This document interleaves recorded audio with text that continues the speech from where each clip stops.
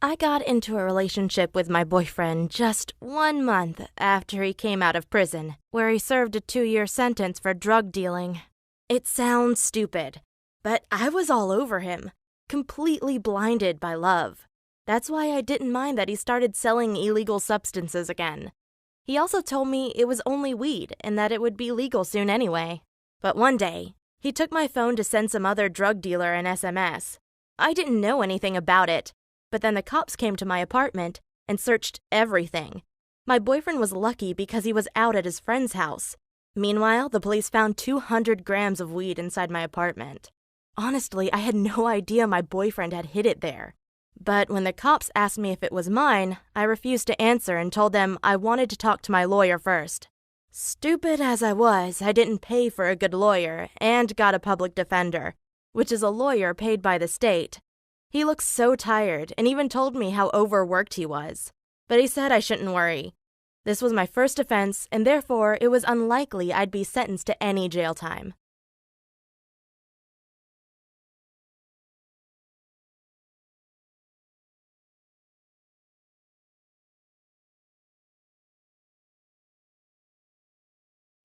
Well, I believed him. And because I knew if I snitched on my boyfriend that he'd be locked away for years, I took all the blame on me.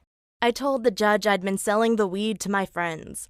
Unfortunately, though, she was in a bad mood that day and gave me the maximum sentence of 6 months in jail. I was shocked.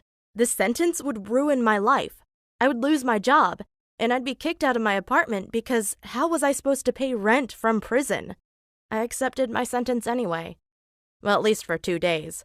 Then I got sick of sharing a room with some heavily overweight woman who snored like a bear.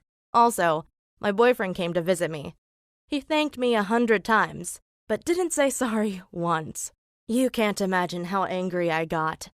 I immediately called my lawyer and told him that my boyfriend had hidden the weed inside my apartment without telling me. My lawyer then contacted the police, who went to my boyfriend's home and found more illegal substances. In the end, I got a new trial and was exonerated, while my ex-boyfriend got 4 years for drug selling and another 2 years for pressuring me to take the blame for his crime.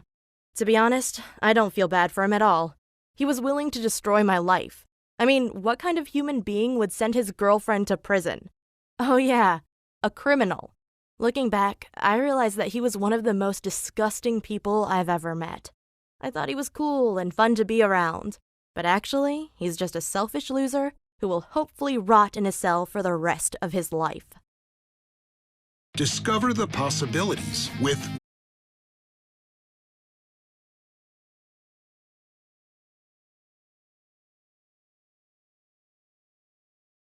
I know what you're thinking, that I'm a gold digger, right? Maybe so, but hear me out. Like most girls, I spend a lot of time on Instagram. You know how most people use it to brag about their life? Well, one day, I saw a post from one of those rich kids. His dad was a well-known billionaire in the telecommunications business, but this kid was living in the same city as me. I got curious and did a little research. I discovered that he had 2 hobbies, partying and fishing. And I found out that he often went fishing at a certain lake just 2 hours away from my home. I bought myself some fishing gear and went there every day for weeks. I was about to give up when I finally saw him. He was out on the little lake in a small boat. I waved at him and he waved back. I yelled, "Can I come in your boat?" He didn't respond, but changed directions and rowed towards me. He said, "Hey, how are you?" I told him, "I'm just out here enjoying nature. I was hoping to do some fishing."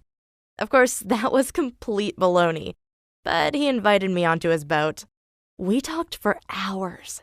Everything I said were lies. Like, I told him I'd wandered around Yellowstone Park for 2 weeks. He believed every word, and even told me, "Wow, you're so impressive. Have you ever seen a bear?" I responded, "Yeah, a couple of times.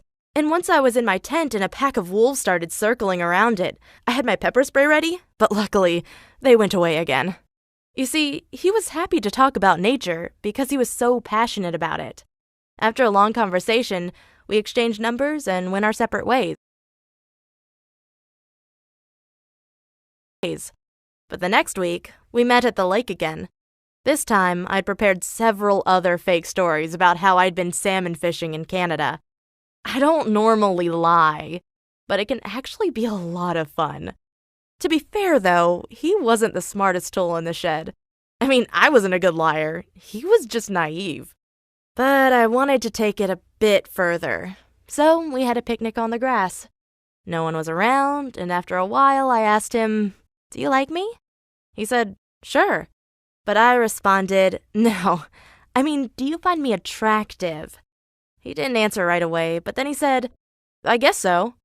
That was good enough, and I leaned over to kiss him. He didn't stop it. After all, I'm okay looking. We met each other a few more times.